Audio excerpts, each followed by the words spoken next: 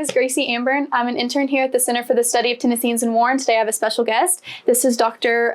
James Williams. You want to introduce yourself? Yeah, my name is Dr. James Williams. Well, that's what people call me, or they call me Dr. Limitless. I'm an associate professor in retail, hospitality, tourism management, and I teach leadership, human resource management, and all of the legal issues classes. So trying to teach students how not to get sued, but how to make the best decisions as a manager or leader in those respective fields. Awesome. So before we get started with like actual interview questions, I think that people are going to be interested to know, Dr. Limitless, how did that come about? What's the story behind that? So the story is basically I made a lot of bad decisions when I was younger. I limited my thinking, and the story really started back when I lived in Fall River, Massachusetts. And in Fall River, it's about 95% white, but I didn't even realize it was a such thing as white and black. And when I used to go to school, the kids used to say they was in the mafia. And I'm like, what is the mafia? I never knew really what the mafia was. And then one day when I came home from school and I'm working with my crayons, my mother was like, I need to tell you all something because I saw you talking to this girl in school. And I was like, what? She was like, you're black. And I'm like, And really, I was really puzzled. I was like, what does that mean that I'm black? You know, because I said, I'm brown. Like, my color is brown. I was learning about colors. And my mom was like, no, but you're black in this world. And I was like, huh? And then she was starting to show me people white. And then she said, this person was Chinese. And now that I know the person was Asian, she probably didn't know what they were. But it always confused me. So, and I felt like it limited my thinking by thinking that I needed to buy into a lot of these social constructs. And when I was younger, I got into a lot of fights and I got into a lot of trouble. And I took that from when we left Fall River, Massachusetts back to Wilson, North Carolina. So at a very young age, I lost my virginity. I was selling drugs. I had 2 kids before I got out of school. So I limited my way of thinking. And then I went to college to play football, but I had to go to a Division III school.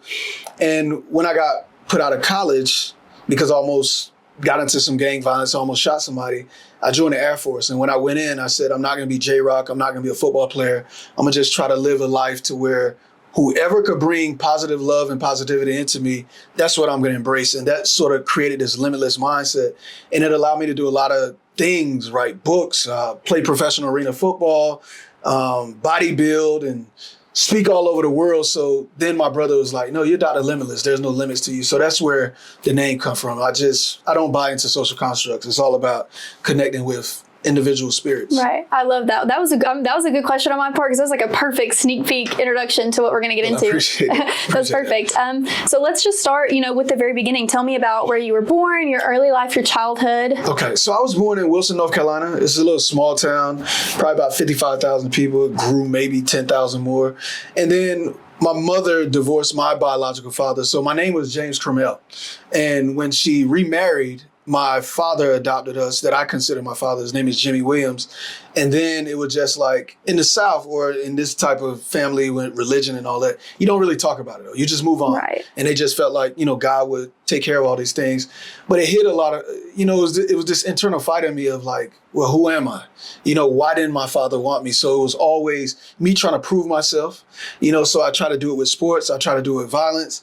But I realized it still was a very empty feeling where I never had love. So that's really the genesis of where my mind started. And I feel like a lot of people have trauma, and for me, it was the trauma of trying to fit in, and I had to face that later on in life and realize it's irrelevant. It's really about living for something greater. And that's kind of my background story, skipping over a lot of stuff, absolutely. Middle school, high school. Yeah. And how awesome is it, beautiful even that so many of us share similar stories. I'm sure that there's so many people out there who have such a similar story to yours, but it's still so individual and so different. I think that that's awesome. And you've got such a powerful testimony of being able to change your life. And so you said that you wanted to play football in college. Yeah. So I was a good football player. And it was one of those things that I learned at a very young age while I was dealing with all of the trauma of, not having my father.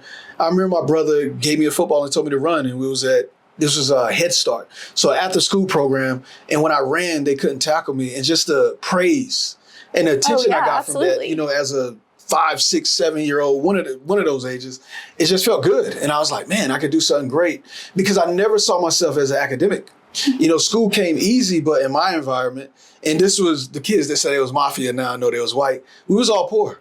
and I don't think nobody really ever saw themselves as being a scholar or whatever. But I used to always look at the people that had the briefcases back then, or they wear the suits. And I was like, man, I wonder what they do. So it was always that curiosity that I had at a young age. But I think playing football at a young age, and then when I moved back to North Carolina, playing in middle school, I was great at it, and then I was good in high school.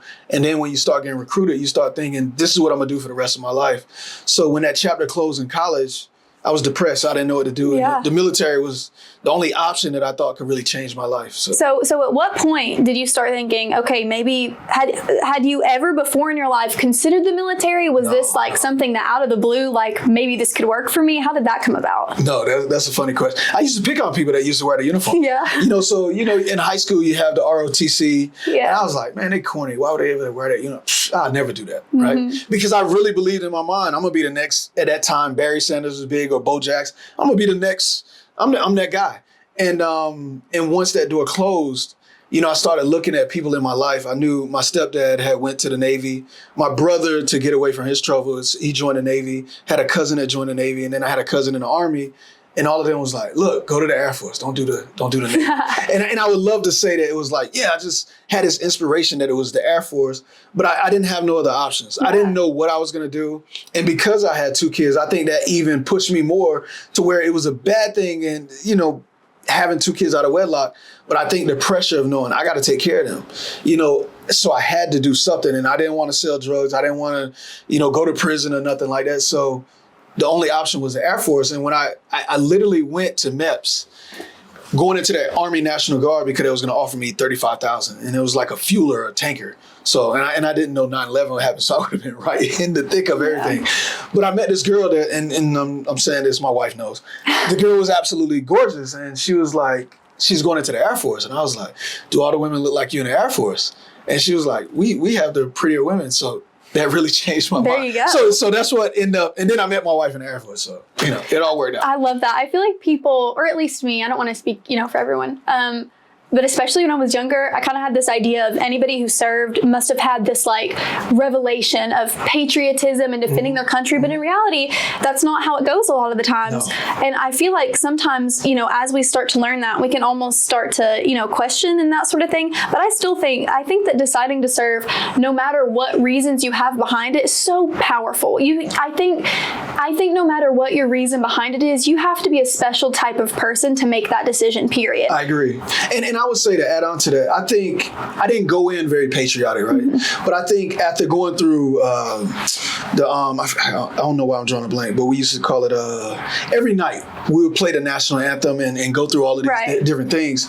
You start buying into that, and then you start becoming more patriotic. Wearing a uniform, it was special to me. It meant something to me. So being that now I get to work with the Air Force and I get to see the young airmen, it's just a beautiful experience. And to know that I can always relate to a veteran, regardless of the branch they're in. They used to call us the chair force. But it's all good. I still relate to my Marine brothers and sisters, and the same thing with any other branch. So it is, you definitely developed it, I think, after being in it for so long. So do you feel like you were surprised by that change? Like, did you ever anticipate that you would have gone through a transformation like that? Or any you went through obviously a lot of transformation through your service and through that experience. Did you anticipate that in any way? No, that's a good question. I didn't anticipate it, but I went in open. Right. And I think that's what we ask students for. That's what we ask. The more open you are, the more receptive you are to things. And that's when you have the ability to change your mind. So I just knew that the way that I was going about life, it wasn't the right way. And I was just, anybody that could make me better, I wanted to listen. So I think coming in with that openness and that curiosity is what made me say, you know what? No, I get this. And I was proud to, even though I was scared, when 9/11 happened, if I had to go over and fight, I was excited to be a part of that. So I think that's what it sort of created. And I think you just got to be open, and that's what helped me. Absolutely. What year is it that you enlisted? So August 25th, 1999. Yeah, August awesome. 25th. So right before 9/11, that's, right there on the edge. 19 years old. Wow, 19 is also crazy. Yeah. That's really young. Yeah, it goes by fast. Yeah, absolutely. So once you enlisted, tell me, so you've enlisted, you've signed the papers, tell me what happens next. Where do we go from here? So I knew college wasn't gonna, work out. I had a 1.8 GPA. I had a .8 the second semester. So I'm like, man. And I was hoping that I was at Methodist University. I was going to transfer and go to NC State because I'm a Division I recruit. And but the world humbled me. And I think sometimes God, the universe, whatever you want to call it, it humbles you to let you know that you're not all that. It's not really about you. But I want to get the best out of you so you can use that to be a servant to other people. So I felt like when I signed those papers, this was probably I want to say March, April of 99. And I was like, man, I can't go back to Wilson. I don't want to stay up here in Fayetteville. I don't want to get in trouble. So my uncle, God bless his soul, he just passed away last year. Oh, I'm sorry to hear that. But he played a significant role in my life. I was like, look, Uncle Kent, I don't know what to do. I said, I don't want to go back home and I can't stay here. Do you think I can go and stay with you? He said, yeah, you can go with me, boy. He said, but I'm going to put you on this truck. So at the time he was moving people, in furniture. And it's the hardest job I ever did in my life. But it was the most rewarding because he showed me that either you're going to work hard with your body or you're going to work hard with your mind. Mm-hmm. And then while we're going through that, I meet this guy in Wyoming, Cheyenne, Wyoming. I'll never forget it because I ate a burger there and it messed up my stomach. But he had this house that was just immaculate. In the same way that your office have all these books, he had books all over his house. He didn't have one TV in his house.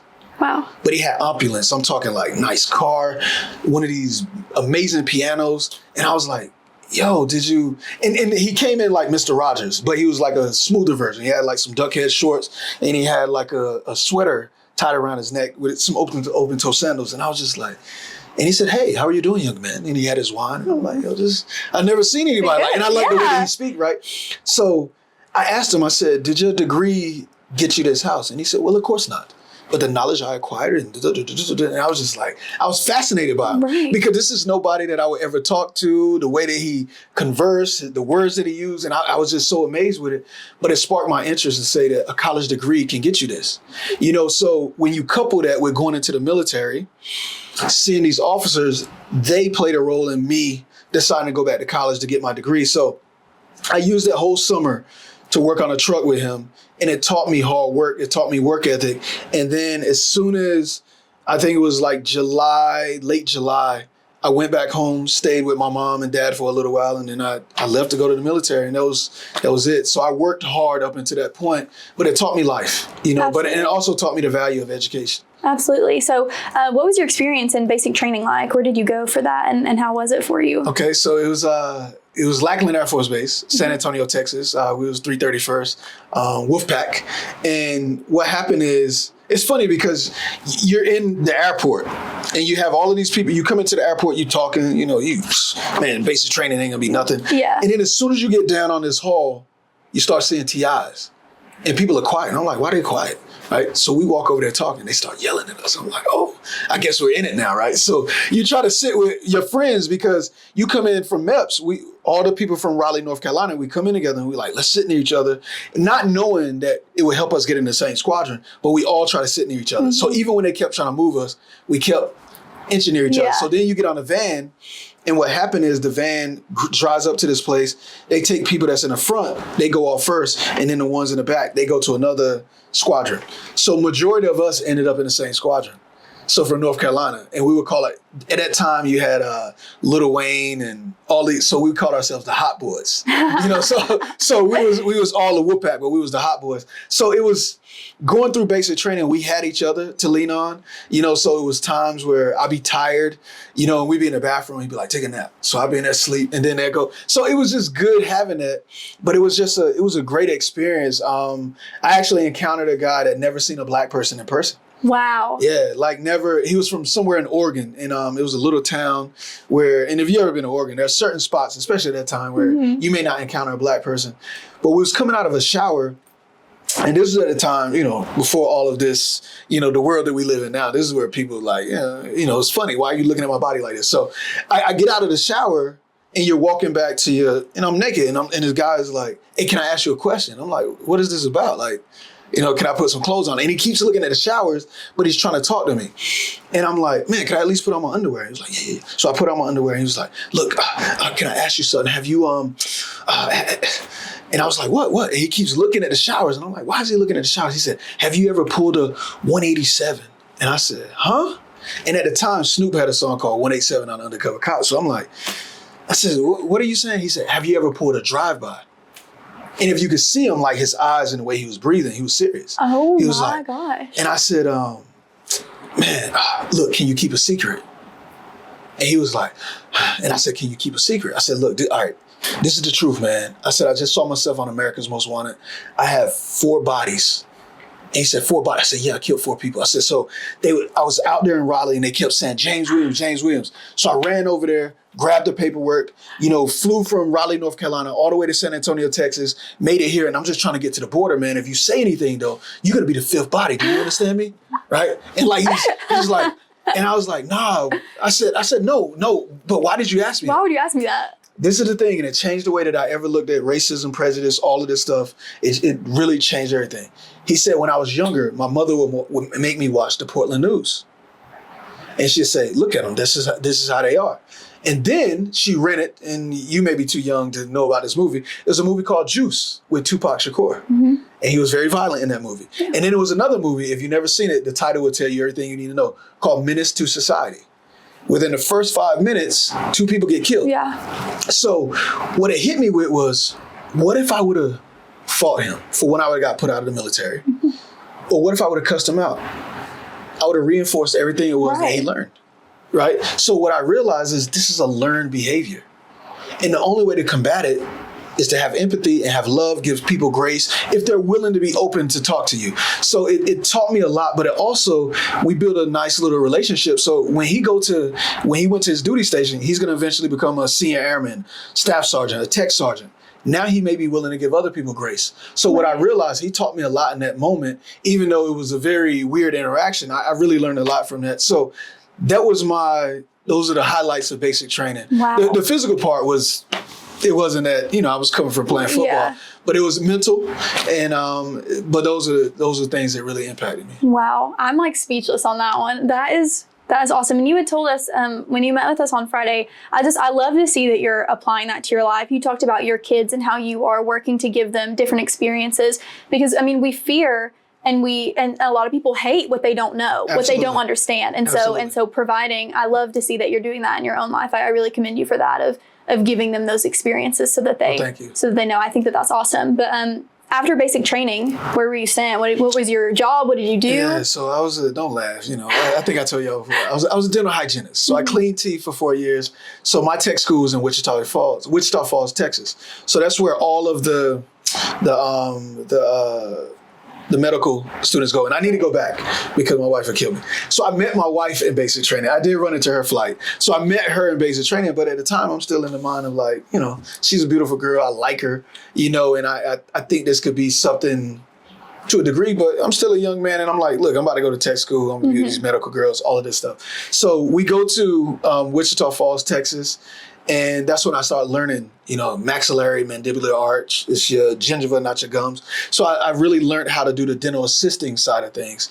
And then when I got to my duty station, you do that. You have your CDCs, which is called, I forgot what it's called, but you have to do these proficiencies to show that you are good at your job or your job. So tests that you have to do. But tech school is where I was seeing other women, but when my wife got there, and she was like, hey, and actually I was talking to another girl and she tapped me on the back and was like, hey, you remember me? And I was like, oh yeah. So we started talking and we started dating, and then we started dating in January of 2000 and we got married February 8th of 2000. So we literally dated for a month and we've been together for 25 years. That's awesome. But it was just meant. I think the universe aligned all those things up, and so that's what really stands out with tech school. And I had orders to go to Holloman. She had orders to go to Bill in California. So her orders, because I left first, her orders got changed to go to Holloman. So that's what really stands out about it. But it was, Wichita Falls is sort of near Dallas, Texas. So that's where we was at. That's awesome. And then were you in the military on 9/11? Yeah. Tell me about that. I'm really curious to hear about that experience. So it was, that was a weird experience. So, because everybody is standing around in the dental clinic. I get to the dental clinic and people are just standing around. And I'm like, what's going on? They were like, a plane just hit the towers. And I'm just going to be honest. At the time, I was just like, man, that's crazy. Like, how in the world a plane hit the towers? So we're sitting around talking. And I'm like, man, this is crazy. Nobody's doing anything. And then all of a sudden, you see another plane and you just like, wow.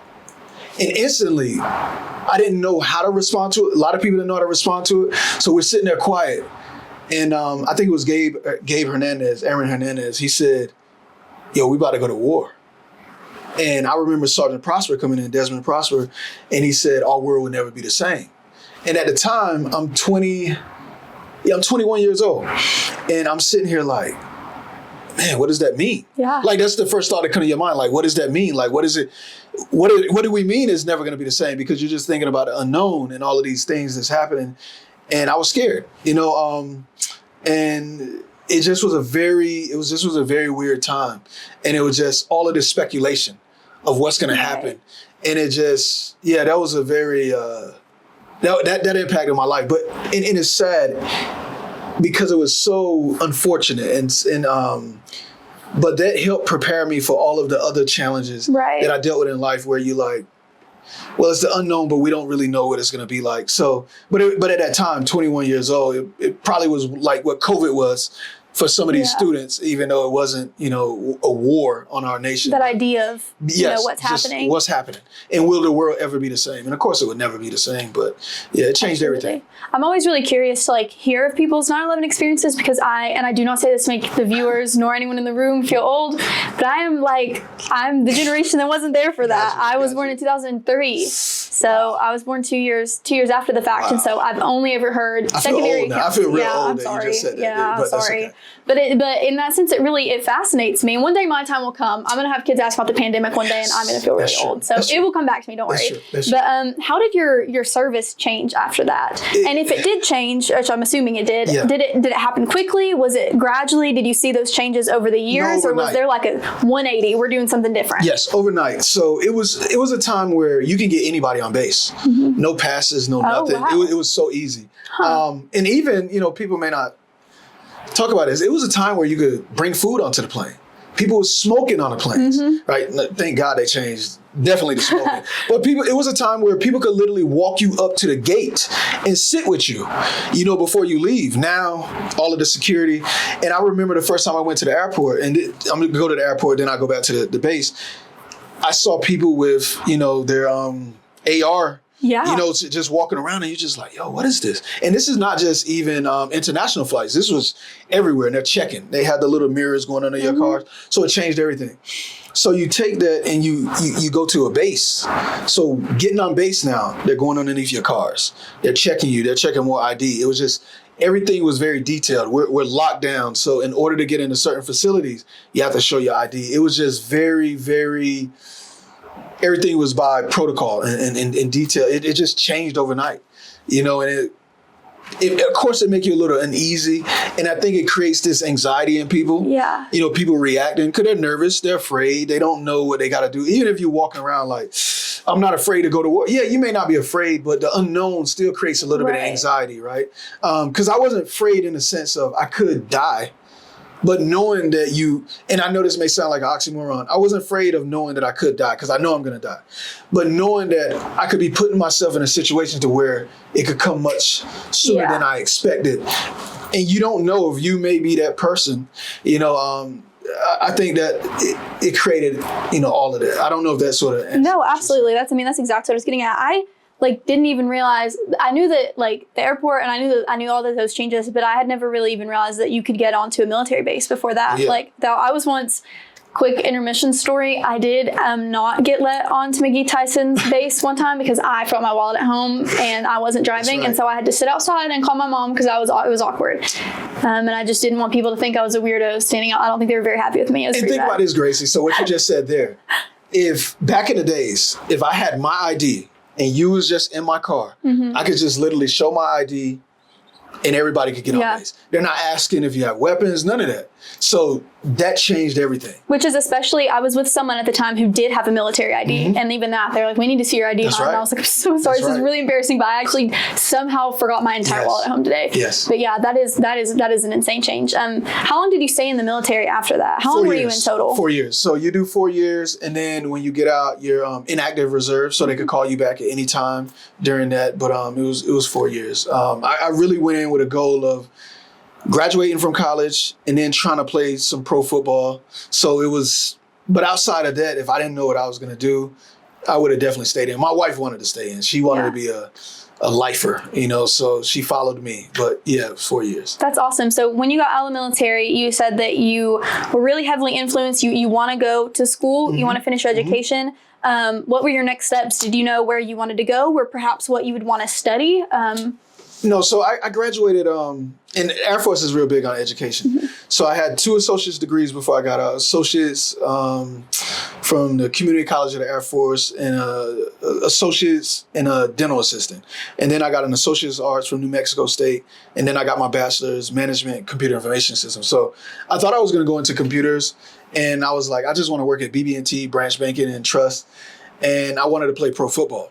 So when I got out, jobs didn't come that easy. And I literally spent the first 6 months just training to try to make football teams. Then I had a tryout, and I didn't run the 40 like I wanted to. And by this time, now I'm transitioning into the work life. So I'm working at a temp job called Liner Pharmaceuticals, where we made naproxen. And I work from 10 to 6 at night. But I'm still just like, I'm plugging along. I'm trying to make these teams, going to different combines and all of this stuff. And then I'm having knee surgeries at the same time. I'm like, God, how's this going to happen? And then by that time, I eventually started working at BB&T, and I thought I was going to like it. But I was like, I don't think I really like this. This ain't what I really like. And we was having financial issues. So I was like, well, I go back to school and work on my master's because I need a GI Bill. And when I went in, I was just like, I'm gonna take 2 or 3 classes, get a little bit of money, and I'll be good from there. But as we got into the coursework, I came in, and these are lessons that I'm learning at the time. I'm coming in, and I have some Timbs on, and I have a big necklace, and I'm like, oh, they don't want to talk to me, right? Because at the time I'm a little younger. I'm younger than them, and I think I'm 24. So, and this is at a military base, so you have a lot of working professionals that's there. But then when we got into financial accounting, I'm answering questions and things like this. So everybody want to be in my group. And I'm like, was it them or was it me? And I think it was me. It was the energy I was putting off. Because then I started trying to sort of assimilate a little bit more to the environment and be with them. Had the greatest experience. And then once I got my master's, I'm trying to get promoted at BB&T, but I'm like, I really don't like this.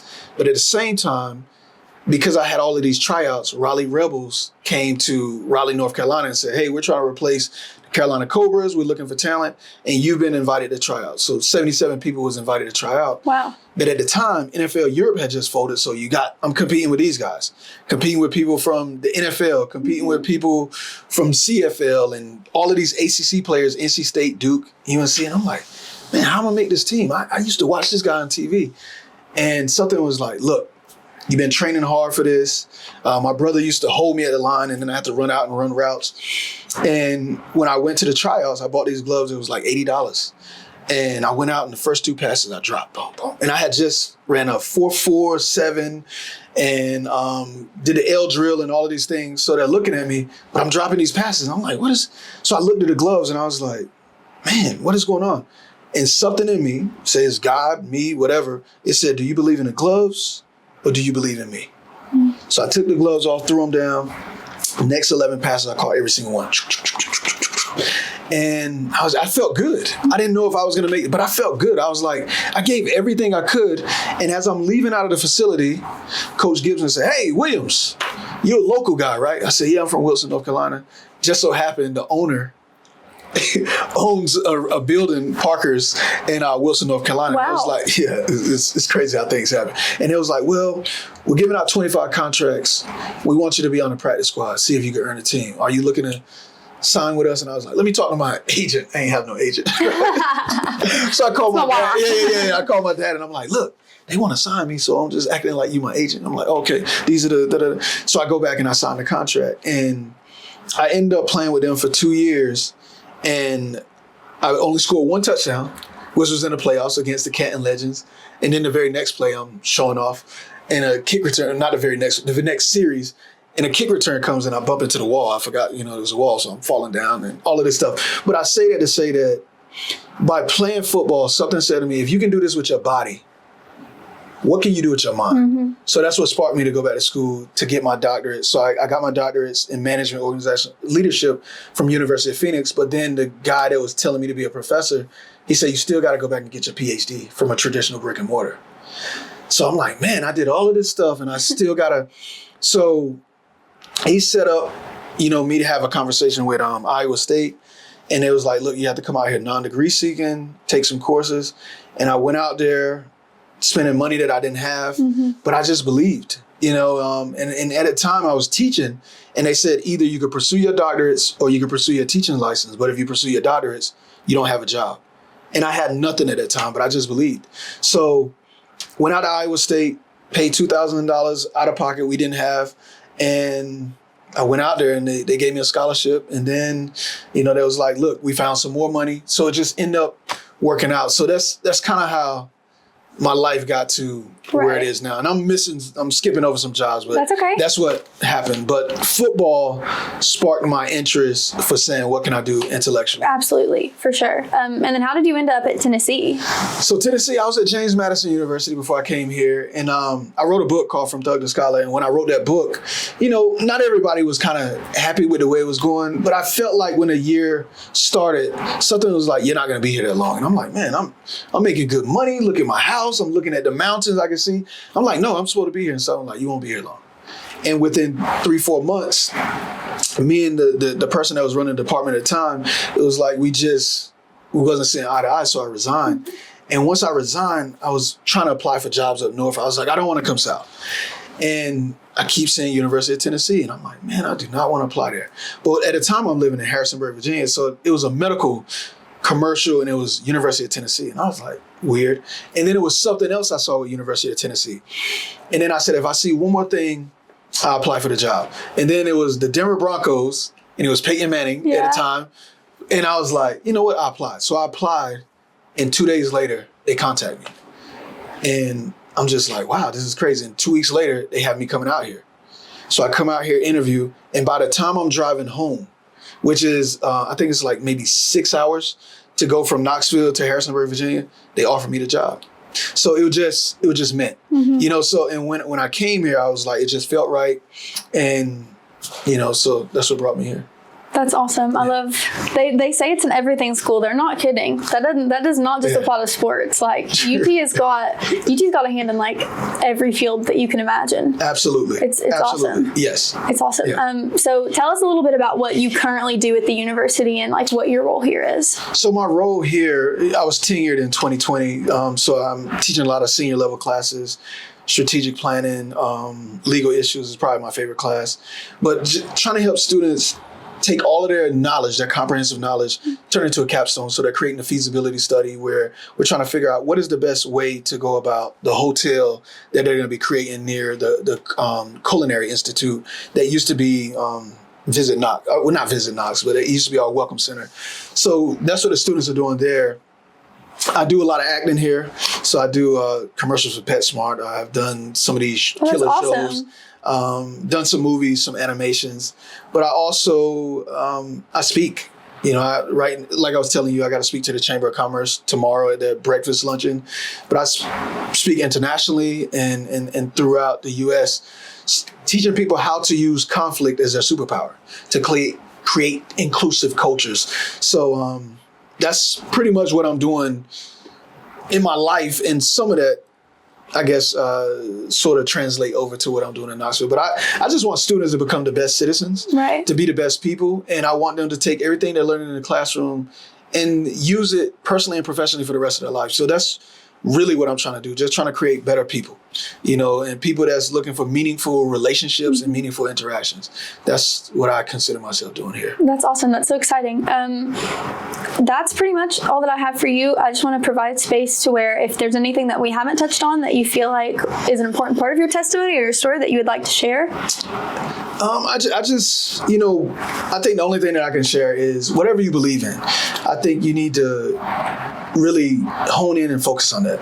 I'm never going to tell anybody what to believe. I believe that something greater created me. I call it God. And some of that is based on the way I was raised. But I truly believe the first thing that we was given is ourselves. And if you're not taking care of yourselves and becoming the best version of yourself mentally, physically, spiritually, emotionally, you're not going to be able to impact people. So I just hope people that's listening to this figure out how much do you love yourself and use that to generate your purpose in life. Because if you don't have a purpose, you're just kind of aimlessly going through life, and it's a very self-destructive way to be. And I know at a time where we talk a lot about mental health or mental well-being, I just hope people listening to this take care of yourselves mentally, physically, spiritually, emotionally. Absolutely. And then my very last thing, kind of going back to what I had mentioned earlier, and what you had talked about really putting yourself in a box, that is something that I work with. I'm not a professional. I'm a student. I'm not a grad student. I don't know what I'm talking about. That is something that I see a lot. I do a lot of Appalachian studies specifically, and I think that is one of the biggest challenges I think that Appalachia has to overcome. Of people are put into boxes, and it's hard for them to break out of that box. Absolutely. It's hard for them to escape that box. Because it's being perpetrated on them by people around them, but then also, internally. So kind of going back to how you had done that to yourself, and how I had said that there are so many other people with a similar story to yours. If there are people with a similar story to yours watching, what advice would you give them about that and then how to break out of that box? That's a good question. And I love the way that you asked that, because this transcends these social constructs we have of white, black, male, female, all of that stuff, right? So I love what you're saying, because what I coined it in my first book, From Thug to Scholar, An Odyssey to Unmask Your True Potential. A lot of us end up wearing these masks, and it's classical conditioning. For me, when I said earlier in the story that it was kids that was mafia, but it was really white kids based on what society calls it, we all believe we was poor. None of us believed that we was smart enough to get a college degree. We didn't see it in our families. Nobody ever graduated from college in my family. So we just did, we're going to go work at Stop and Shop. I think it was Stop and Shop or whatever, the grocery store, or go work at a plant. But nobody really had aspirations to go to UMass, to go to Boston College, etc. And it's the same thing, with kids in Appalachia. If people keep treating you like you're here, and they're not raising your expectations, like the kid that may stand out in class academically because they have parents that was teaching them, it doesn't mean that kid is smarter. Yeah. I know a lot of words and a lot of things that I didn't know when I was younger, but I read, and I found a way to fall in love with reading. So I would challenge everybody. For one, knowledge is power. The more you read, you're going to become more aware, but you're also going to be better in mathematics. You're going to be better in just feeling like you belong in spaces. So I would encourage everybody, read and find something that you love to read, and use that energy to challenge you to read more challenging books. And I think once we create a society where everybody is educated, I feel like we will truly thrive. I feel like it would eliminate or mitigate racism and stereotypes. But I just feel like it's a lack of awareness, a lack of knowledge. It's a big ignorance that we have in our society. And I think sometimes that people get a piece of paper, but to me, I don't really believe that they have learned anything. It's a difference between transactional way of going about education or transformational. And I think by teaching individuals to read and to fall in love with knowledge, that's more transformational. And you don't even have a degree to really change the way that you look at life. So. Absolutely. Awesome. Well, thank you guys so much for watching. Remember, don't ever place yourself in a box. Your past, your circumstances, anything that is perpetrated on you, it doesn't define you. And there is always room for change. Powerful example right here. If you want to hear more about Dr. Limitless and his story, look at his social medias. He has a TED Talk, several books. There's a lot there, and there's still a lot we can learn from him. So highly recommend doing that. Thank you guys so much. Thank you.